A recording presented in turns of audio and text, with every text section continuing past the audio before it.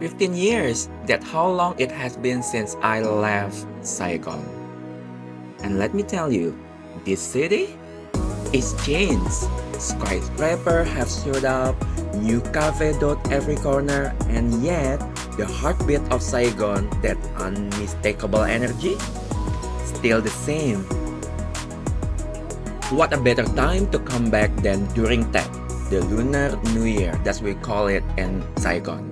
The city is buzzing with festive vibes, street drapes in red and gold, families gathering, and of course, the food. Oh yeah, the food. We'll get to that.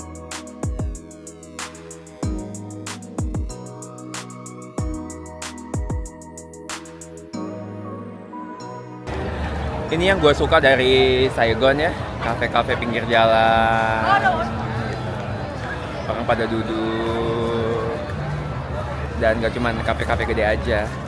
Dan di sini tuh memang jarang hujan, sekalinya hujan tuh paling cuma 30 menit gitu, nggak lama. Jadi suasananya mendukung untuk restoran-restoran al fresco.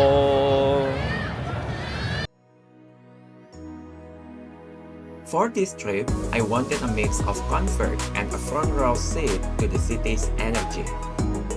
Enter Hilton Saigon, a luxury stay with a view that make you want to hit pause and just stare.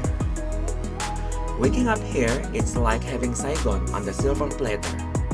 Floor-to-ceiling windows, sleek design, and let's be honest, there is something special about seeing a city come alive from above. District 1, Saigon's beating heart. This is where old meet new.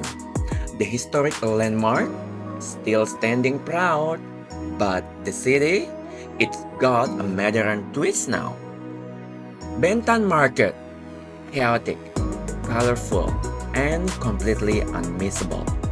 If you need souvenirs, street food, or a crash course in the Vietnamese bargaining, this is the place for you. Now, if you really want to see how much Saigon has changed, you have to go up literally. Welcome to the Saigon Sky Deck at the top of Bitexco Tower. 49th floor up, and suddenly the city stretches out like a neon wonderland.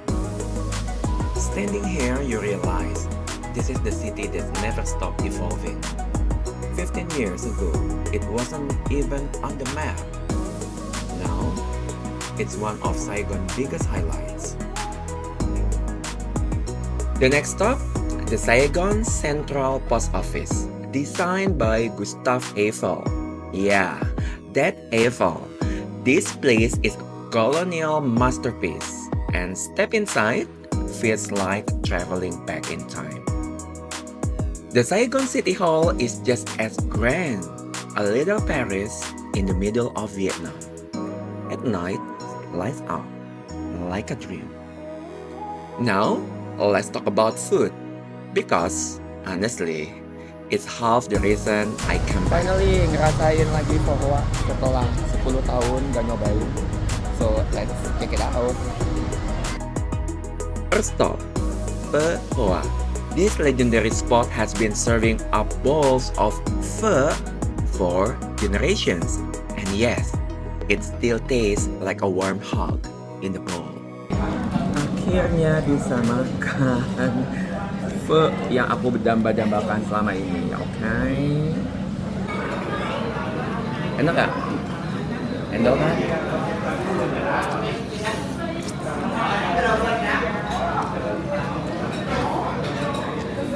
Berarti lo makan ini ke 24 tuh gak ada apa-apanya.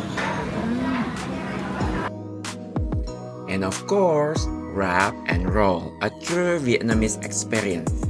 Fresh herbs, grilled meat, rice paper, just roll it up and dip it in the nuoc yum. And you cannot visit Saigon without a glass of cafe soda, Vietnamese iced coffee. Strong, sweet, and enough caffeine to fuel a city.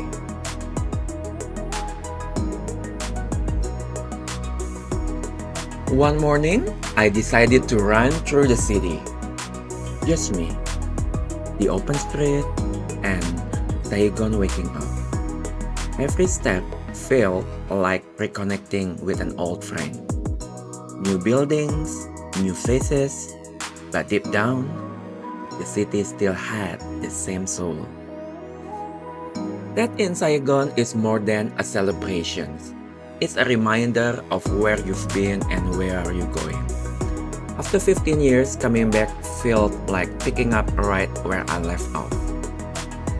Saigon changed, but never lost. And I'll be back. Maybe sooner this time.